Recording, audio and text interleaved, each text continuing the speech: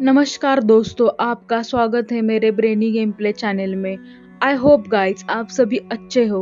तो बिना किसी रुकावट के शुरू करते हैं आज की वीडियो। आज हम बात करेंगे पुराने भारत की जल प्रबंधन प्रणाली के बारे में। कभी सोचिए, जब कोई बिजली नहीं थी, न मोटर पंप था, न वाटर सप्लाई की पाइपलाइन थी और न ही बारिश के पानी को कंट्रोल करने वाली बड़ी बड़ी मशीनें, तब लोग पानी कैसे लाते थे, कैसे खेती होती थी, कैसे सूखा पड़ने पर भी गांव को प्यासा नहीं झेलना पड़ता था। यह कहानी की शुरुआत होती है सदियों पहले के उस भारत से जहाँ नदियों को माता माना जाता था, तालाबों को मंदिर की तरह पूजा जाता था और बावड़ियाँ केवल जल सूत्र नहीं थी बल्कि सामाजिक मिलन के स्थल हुआ करती थी। यह कहानी है पुराने भारत की जल प्रबंधन प्रणाली की। लगभग 5000 साल पहले जब पश्चिमी दुनिया अभी गांवों की रचना कर रही थी, तब भारत की सिंधु घाटी सभ्यता ने अपने चरम पर थी। मोहनजोदड़ो और हड़प्पा जैसे नगरों में लोगों ने जल निकासी और वर्षा जल संग्रहण की ऐसी प्रणाली बनाई थी जो आज के आधुनिक शहरों को भी हैरान कर दे। हर घर में नालियाँ थी जिसका ढाल इस तरह से रखा गया था कि पानी सहज रूप से बहकर बाहर निकल जाए, जिसे ग्रेट बात जैसे स्नानघर से ये बताता है कि सार्वजनिक स्वास्थ्य और स्वच्छता को कितनी प्राथमिकता दी जाती थी। सिंधु घाटी के बाद आया वैदिक काल।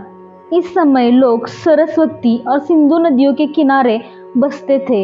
यज्ञों में जल की शुद्धता अनिवार्य मानी जाती थी। नदियों को देवी का रूप दिया गया, गंगा, यमुना, सरस्वती। यह वो समय था जब जल को केवल उपयोग की वस्तु नहीं बल्कि जीवन सत्ता माना गया। गांवों में तालाब, बावड़ियाँ, छोटे छोटे कुएं वर्षा जल का संकलन करने लिए बनाए जाते थे। आया मौर्य काल। मौर्य काल में चंद्रगुप्त और अशोक जैसे महान सम्राटों का युग आया। पाटलिपुत्र जैसे नगरों में जल संरक्षण और वितरण की व्यवस्था अद्भुत। चाणक्य के अर्थशास्त्र में जल संरचना की विस्तार से वर्णन है। सिंचाई अधिकारी नियुक्त किए गए थे जो नहरों की मरम्मत, जलाशयों की देखरेख और जल का उचित वितरण सुनिश्चित करते थे। गुप्त काल में विज्ञान और कला के साथ जल प्रबंधन को उत्कृष्टता मिली। दक्षिण भारत, विशेष रूप से तमिलनाडु में एरी प्रणाली विकसित हुई। एरी यानी छोटे छोटे जलाशय जो वर्षा जल को एकत्र करते थे और धीरे धीरे भूजल स्तर को भरते थे। यह प्रणाली ऐसी थी कि एक गांव का पानी अगर भर जाता तो अतिरिक्त पानी अगले गांव की एरी में चला जाता। यह पूरा जल चक्र गांवों को जोड़ता और सूखे से बचाता था। चोल साम्राज्य में जल प्रबंधन एक पूर्ण विज्ञान बन गया था। तंजावुर क्षेत्र में विशाल जल के टैंक बनाए गए जिसमें मंदिरों से जुड़ा जल संचयन किया जाता था। विजयनगर साम्राज्य की राजधानी हम्पी में बहुस्तरीय जल संचरणता थी।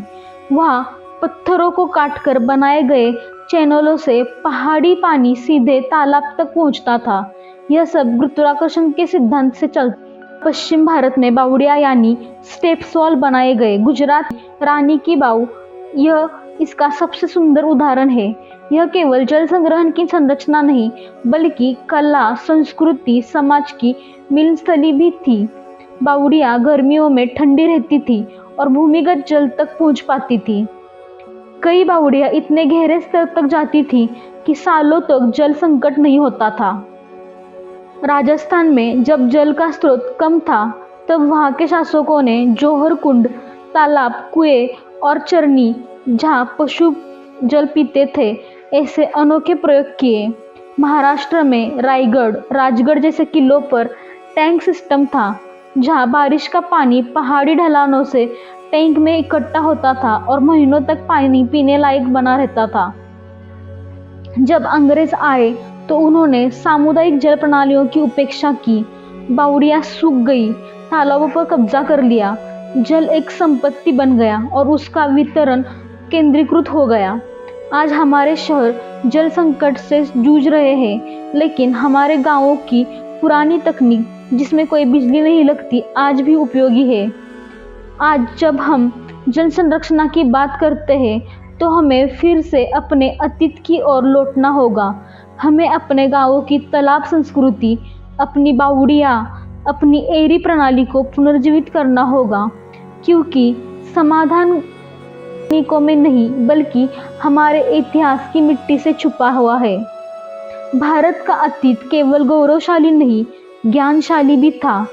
पानी की हर बूंद को समझना और संजोना ही हमारी परंपरा है। आइए इसे फिर से अपनाएं।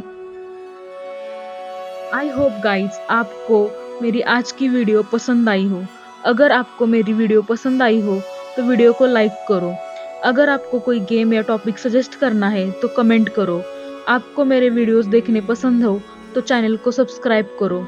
मेरे चैनल का नया वीडियो सबसे पहले देखने के लिए बेल आइकन को प्रेस करो। Thanks for watching guys.